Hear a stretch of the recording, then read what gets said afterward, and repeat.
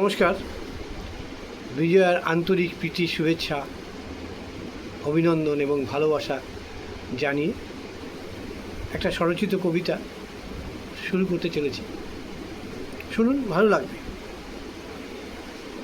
বৃষ্টি বিঘ্ন শারদ উৎসব কাটল নির্বিঘ্নে, মানুষ আবার মগ্ন হবে আপন নিজে কর্মে।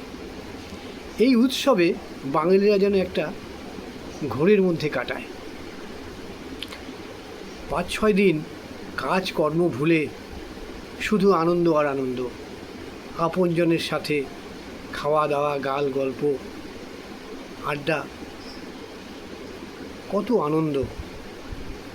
কিন্তু ভেবে দেখেছেন কি, আমাদের এই শারদ উৎসবকে সফল করতে কিছু শ্রেণীর মানুষ তাদের সব আনন্দ ভুলে প্রিয়জনদের দূরে সরিয়ে রেখে আমাদেরই পুজো মণ্ডপে তারা সামান্য কয়টা পয়সা রোজগারের কারণে আমাদের সঙ্গে সময় কাটায়।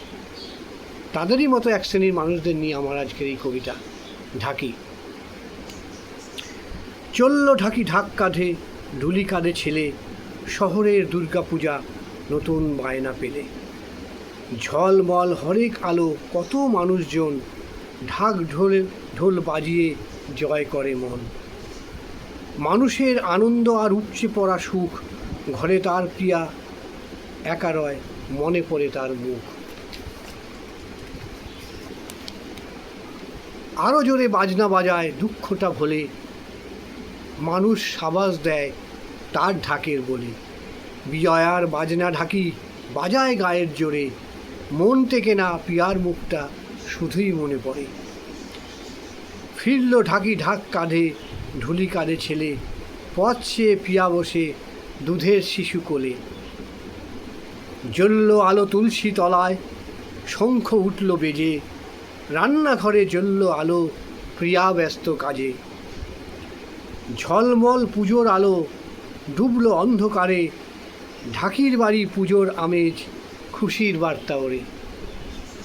পুজোর পরে পুজো শুরু অনেক গরিব ঘরে, মাছ মাংস জুটবে বুঝি অনেক দিন পরে। শহর থেকে ফেরার পথে নতুন জামা কেনা, তাই নিয়ে বেজায় খুশি, আনন্দ 16 আনা। বিজয়ার আছিলায় মাকে দিলাম বিদায়, চলল মা ঢাকির সাথে নিজের আঙিনায়। দুর্গা যায় ওদের ঘরে লক্ষ্মীর আঁচল ধরে, কোনটা যে আসল পূজা বুঝি না অন্তরে। নমস্কার, সবাই ভালো থাকবেন।